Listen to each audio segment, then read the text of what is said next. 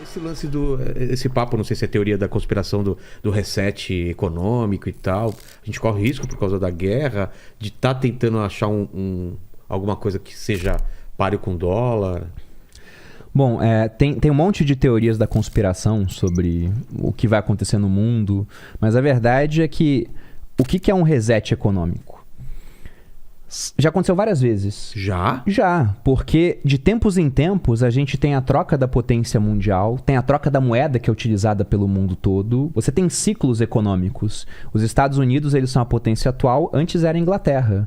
E antes da Inglaterra você teve os holandeses, e antes os espanhóis. Entendi. E os portugueses já foram uma potência também durante quase 100 anos com as grandes navegações. Então você tem a troca das moedas. E esses sistemas econômicos, eles duram pouco tempo, assim, comparado, né, com a história, não com a nossa vida, pelo seguinte: se você for pensar no dólar, o dólar é uma moeda que ele é utilizado pelo mundo todo. Então, para ele ser utilizado pelo mundo todo, os americanos são os únicos que produzem dólares. Eles têm que ter uma economia deficitária. Eles têm que conseguir, eles consomem, tem que ter, para poder abastecer o mundo de dólares. Porque se os Estados Unidos têm uma economia que não é deficitária, o que acontece? Eles vão exportar muito mais do que importam. Eles ganham dinheiro, eles tiram dinheiro do mundo, tiram dólares. Ah, tá. Se eles são uma economia deficitária, eles criam dólares e compram muita coisa do mundo e exportam menos. O mundo fica com saldo de dólares. Então, dizem, é um dilema da economia, dilema de Triffin, que para essa moeda, o dólar, ser a moeda mundial, os americanos têm que ter uma economia deficitária. Só que se eles forem deficitários por muito tempo, eles vão acabar tendo uma economia pior do que a de outros países. Vão crescer menos no final das contas, vão fazer muita dívida, e uma outra potência vai e acaba assumindo e vai fazer mais ou menos o mesmo caminho, porque quando você tem esse privilégio de ser dono da moeda mundial, é um privilégio que ele é exorbitante. Aqui no Brasil, se a gente cria muitos reais, poxa, tem muito... A gente cria 2 trilhões de reais, por exemplo. Sei. Bolsonaro vai lá e fala, e por bem manda o quê? Agora tem 2 trilhões, toma aí, pessoal. Inflação vai no teto. No começo o pessoal vai aplaudir, fala, esse é o meu presidente, líder, não sei o quê, eu morreria por ele. Só que na hora que todo mundo pega esse dinheiro e começa a querer consumir, todo mundo querendo comprar bicicleta ao mesmo tempo, bicicleta fica mais cara. Arroz ao mesmo tempo, arroz fica mais caro. Tudo vai começar a ficar mais caro. Ah, então vamos comprar de fora. Todo mundo querendo trocar por dólar, o dólar fica mais caro. Então você vai ter essa inflação. Mas os Estados Unidos, quando eles criam 2 trilhões de dólares, eles não estão criando só para os americanos. Está criando para todo mundo. É para o mundo todo, porque todo mundo valoriza dólar. Até o Talibã, até o Estado Islâmico valorizam o dólar.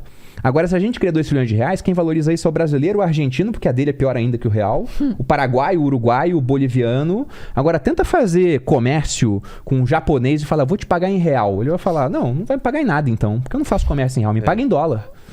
Então, como o dólar ele é muito utilizado pelo mundo todo, eles têm esse privilégio de poder criar muitos dólares e eles continuarem a ser aceitos até certo ponto. Porque depois que eles criam demais, vai começar a ter uma inflação em dólar, aí os preços em dólar começam a variar muito. E sempre que um preço varia muito, fica mais difícil de fazer as compras naquele preço. A unidade de conta, né, que é uma das funções da moeda, ela fica prejudicada. Se a gente for pensar numa moeda, ela tem que ter 3 coisas. A primeira delas, e praticamente nenhuma moeda tem isso hoje, é ser uma reserva de valor. É algo que protege valor ao longo do tempo. O ouro, por exemplo, faz isso muito bem. Se você tem um pedaço de ouro agora e você guarda ele para o futuro, ele vai estar valendo mais no futuro, muito provavelmente. Porque o preço de tudo vai ter aumentado por conta da inflação. O preço do ouro vai ter aumentado junto. O real não é mais reserva de valor, o dólar não é reserva de valor, nenhuma moeda fiduciária é. Mas eles perdem pouco valor, geralmente, com o passar dos anos. O outro ponto é que uma boa moeda tem que ser uma unidade de conta. Você tem que conseguir fazer conta naquela moeda. Na Argentina, por exemplo, os imóveis não são mais negociados em pesos, mas sim em dólares. Porque como todo dia o preço de tudo muda, o pessoal falou, já não quero mais fazer conta em peso para o meu imóvel. E eu nem aceito que você me pague em peso, porque não é mais reserva de valor, não posso guardar aquilo. Eu só quero agora dólares ou moedas fortes. A gente até, pensando em unidade de conta, imagina como que seria o transtorno se todo ano o metro mudasse. A gente usa o metro pra fazer conta, né? E aí a gente chega lá e fala, não, agora 1 metro é 1,05 m. Porque teve uma inflação de 5% no metro, entendeu? Aí no outro ano é 1,10 m. Aí daqui a pouco acontece o que acontece hoje em dia. Tu pergunta pro cara, você começou a trabalhar, você ganhava quanto? O cara fala, eu ganhava R$1.000. Aí tu tem que falar, que ano? Porque senão você não sabe quanto aquilo comprava mais ou menos. Porque a unidade de conta ela se perde com o tempo. O Bitcoin ainda tem um pouco esse problema com... Porque varia muito. Volátil varia e também porque é difícil ser uma unidade de troca, né? E muita gente Tá não melhorando, aceita. mas enfim. Mas esse é o último ponto.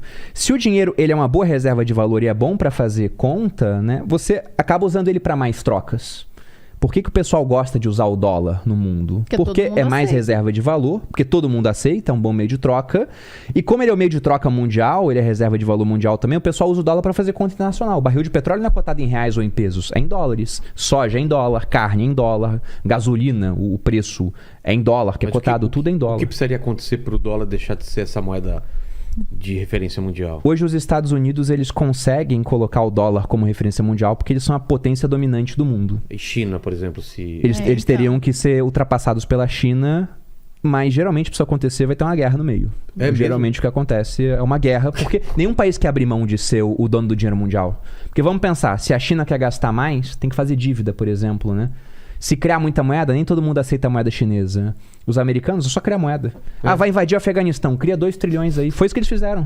E gastaram lá durante 20 anos. Eles têm aquele macete no banco no The Sims, sabe? Que Sei, você cria Clapaucios. clapaucios. Como assim, cara? É como se eles Isso tivessem o clapaucios. Cara, isso é muito maluco, assim, criar do nada $1 trilhão, E sei todo lá. mundo aceitar, E eles como criam, se e fosse todo mundo dinheiro aceita. real. aceita. E todo mundo aceita. Esse é o ponto.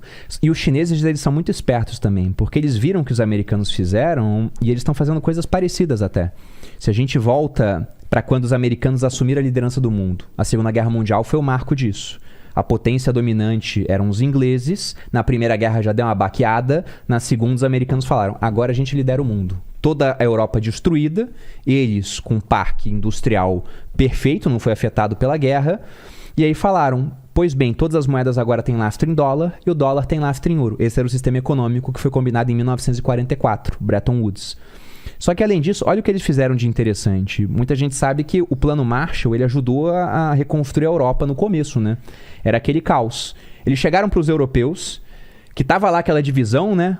Influência americana, influência da União Soviética. E falaram: não, a gente vai ajudar. Tome esse empréstimo aqui em dólares para vocês. E se os europeus fazem uma dívida em dólar, vão precisar de dólar para pagar a dívida, certo? Certo. Então vai ter demanda futura pelo dólar. Eles vão ter que ter dólares com eles. E além disso, eles fizeram um empréstimo. Os europeus falaram: vamos comprar a máquina. De quem vão comprar? Quem tinha era os americanos. Então o dinheiro foi, o dinheiro rapidamente voltou, ainda ficou uma dívida e os caras viraram aliados deles. Cara, que genial. O que a China tá fazendo agora? A mesma coisa. Comprando pra caramba. A China- Compra do mundo inteiro. A China é o principal parceiro comercial do É. Brasil.